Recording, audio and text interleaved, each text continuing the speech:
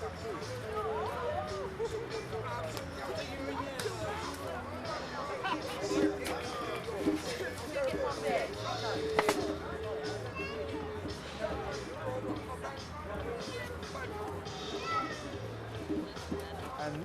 there's still resistance going on in Kennington Park today. You can see in front of you St Agnes Place, which has been squatted for 20 years, and where I lived for 8 years before I just moved recently. And from there I learnt lots of interesting things about the history of the park. You can see a football game going on the all-weather pitch, and recently the TUC team beat the CBI 4-1 on that pitch, and that could be a sign of things to come. And as the camera pans round now, you'll see some other form of resistance, which is this graffiti, people making their mark, making their identity felt in an anonymous world.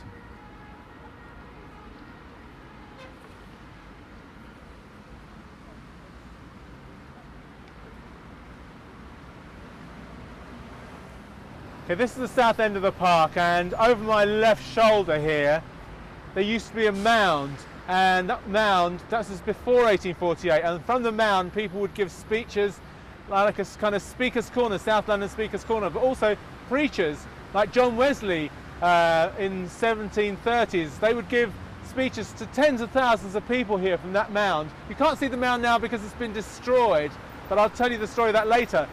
But behind, people listening to John Wesley would have had the silhouettes of corpses hanging in the air behind them as they listened to his words, which were in which he railed against slavery and other such matters of the day.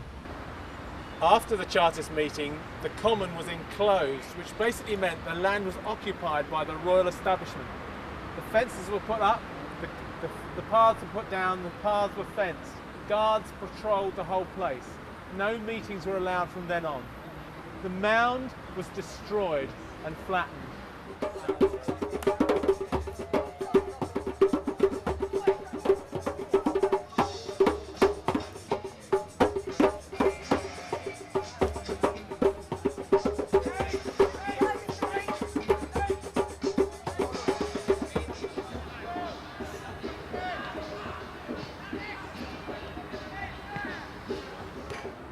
When the Common was occupied and enclosed and the Royal Park was made, monuments were put up, but they were monuments that reminded us of nothing but our lost history. They reminded us of nothing but forgetting what this Common was about. And as you can see, these monuments have been battered and unloved. But there's a reminder every year that it's spring and the blossom is blossoming. These are the model cottages that they thought we should live in, erected by Prince Albert. But in fact, what we got to live in was the municipal blocks that you can see over here, facing the park, Kennington Park estate.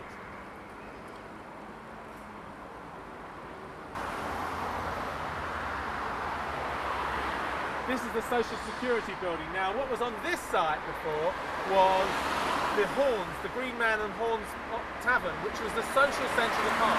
People used, there wasn't any traffic at those times, don't forget, and people used to come from the Green Man and Horns, which is a huge tavern, and come into the park. So from a centre of social life, we've got a centre of social control. And this is by an architect who's in the pockets of the 60s developers. In the northwest corner of the park, there's Kennington Park House now. Now, on that site, there used to be the Princess of Wales Theatre, which was one of the most beautiful theatres in South London. Very, very plush, and that was built at the beginning of the 20th century and only knocked down. It went out of use in about 1936 and was knocked down in the 50s. But this was another centre of social life in the area, in which you'd have music hall and cine variety later on as the picture house takes over. But Kennington Park House is run by a tenants co-op, so something of the communal spirit still living on the site. This is the poster produced by Lambeth Archive on the occasion of a small exhibition they've mounted. But this is the only thing that Lambeth have done to mark the occasion, one of the most important historic events that happened in the borough.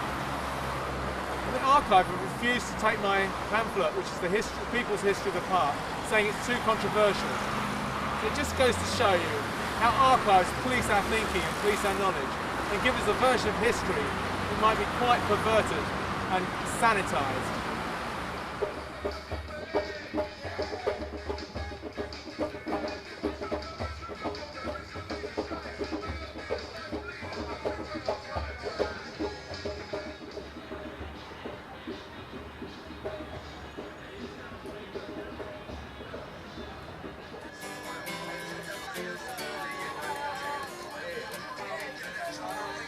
Pity someone around there can't play the guitar.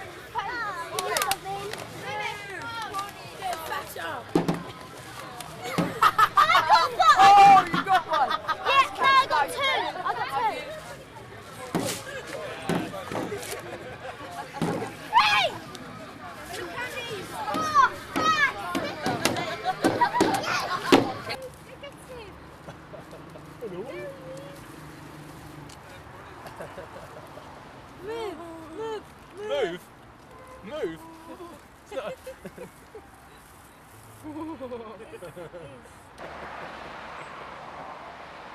Doesn't take much time to get that much.